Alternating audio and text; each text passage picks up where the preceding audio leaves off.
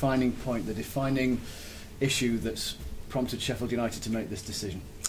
Andy, not one issue, but an accumulation of issues over the week, and it included a multiplicity of factors. We had, of course, the direct attacks on the club, on its sponsors, of the partners of the sponsors.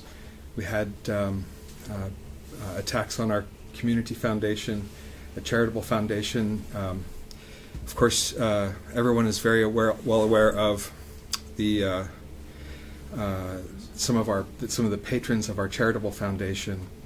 Had their comments to say.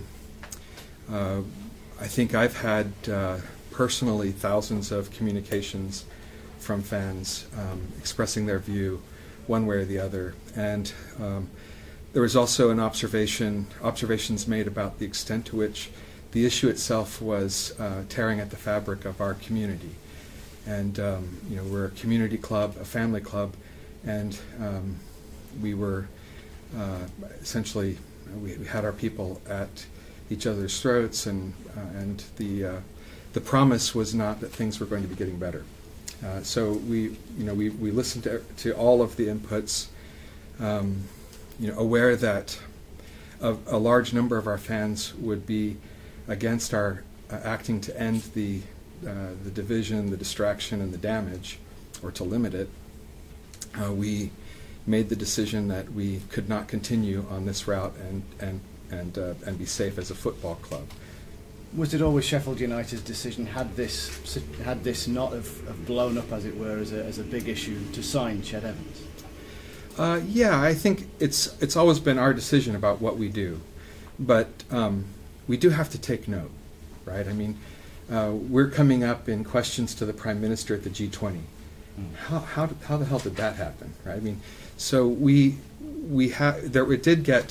did go beyond any bounds that we might have imagined, and I'm newer to this than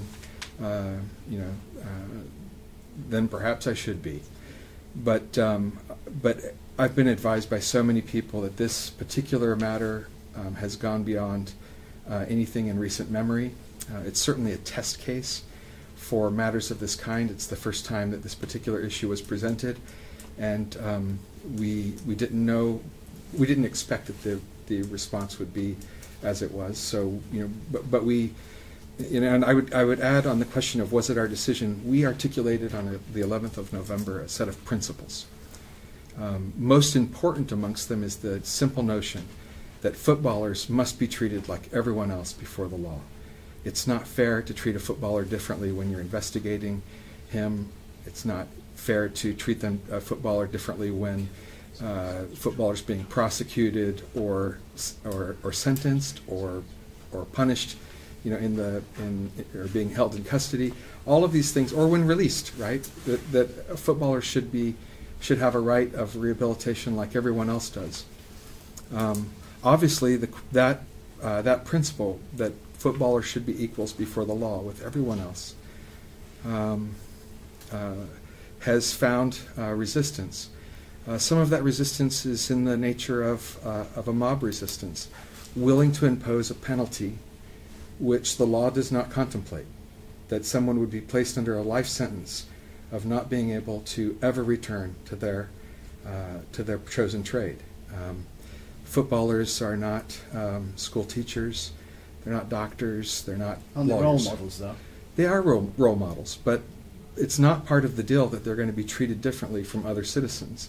And look, let me say aloud, I think the nature of the response, Andy, tells us that there's a broader question, much broader than one that can be answered solely by our football club. We have said aloud, and we stand by this notion, that footballers should be treated equally before the law. Those who would impose this penalty on Ched, preventing him from even training, he wasn't going to be our employee, he was going to train. A lot of people argue, though, Jim, that was just a precursor to the main event. It was almost dropping out a little bomb before the main one, if you like, of him signing. I think what was a precursor was certainly the articulation of the principles on which we decided to let him train. we actually do believe that he has a right of rehabilitation, and we're not ashamed of that view in the slightest. And the decision that we made was the decision, and the only decision that we made at the time that we announced it. It wasn't a cynical attempt to get the nose of the camel in the tent. It was a straightforward decision to respond favorably to a request put to us by the PFA. It's ultimately caused a huge debate and a massive furore. From Sheffield United's point of view, couldn't you have just said no? Oh, we could have said no 15 months ago, or 2.5 years ago, or 3 years ago, or what have you. And that's part of it, isn't it? Because Sheffield United have got themselves become embroiled in this situation. It's not of their making, as it were. The club could have walked away and said, we move on 2.5 years ago. Yeah, but that would be the coward's way out. Because there actually is a principle in this whole matter that's worth something. And that principle is, and it's foundational to the operation of a football club, that footballers should be treated as equals before the law. And it was worth the effort to try and establish that principle against, what we already had some headwinds when we made that decision, right? We didn't expect that those headwinds would turn into a hurricane, Category 5 with a tsunami attached. I wonder, though, if that, football, everybody talks about it. Rape is one of the most heinous crimes. Yes. Isn't it a little bit naive to think that there wouldn't be an intense reaction to whatever happened here? I would say I don't think anybody on our board is naive.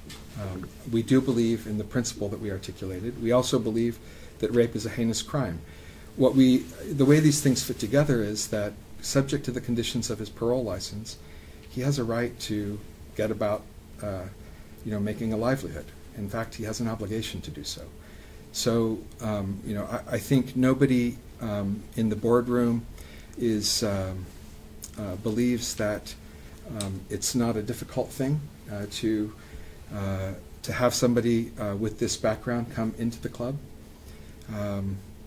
It's possible that he could clear his name, but nobody in the boardroom thought that we should make the decision on the basis that he might someday clear his name.